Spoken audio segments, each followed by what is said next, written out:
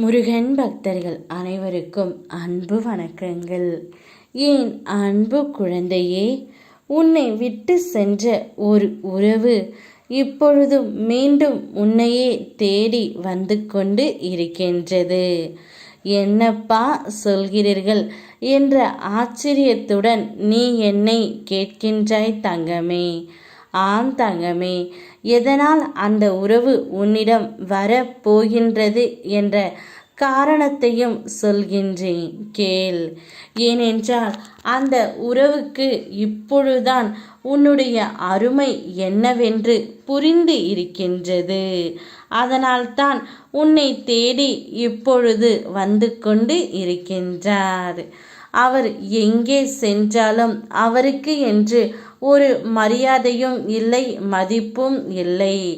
அவர் வீட்டிற்கே சென்றாலும் அவரை கவனிக்க ஆள் இல்லை.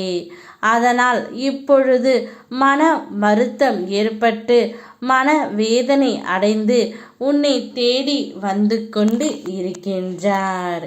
அவரை ஏற்றுக்கொள்வதும் ஏற்றுக்கொள்ளாததும் உன்னுடைய கையில்தான் இருக்கின்றது. உன்னுடைய விருப்பமே இந்த முருகன் அப்பாவின் விருப்பம் தங்கமே.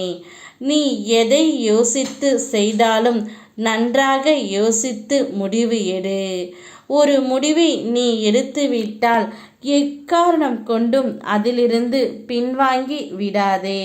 வருங்காலத்தை பற்றி வருட கணக்காய் யோசிப்பதை விட நிகழ்காலத்தை பற்றி சிறு நிமிடங்கள் யோசித்தாலே போதும்.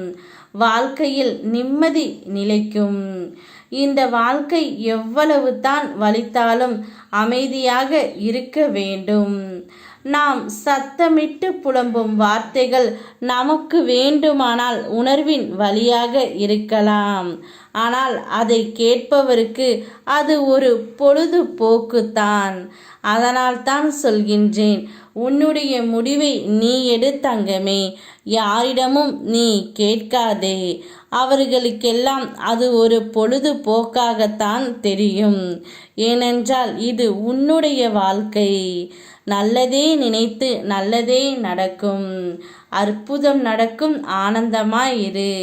நான் உனக்கு நடத்தியும் காட்டுகின்றேன். கோபத்தில் கூட நிதானம் இருக்க வேண்டும்.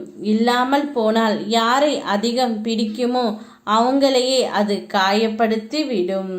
அதனால் நிதானமாக யோசித்து செயல்படு. யாமிருக்க பயமேன். ஓம் முருகா.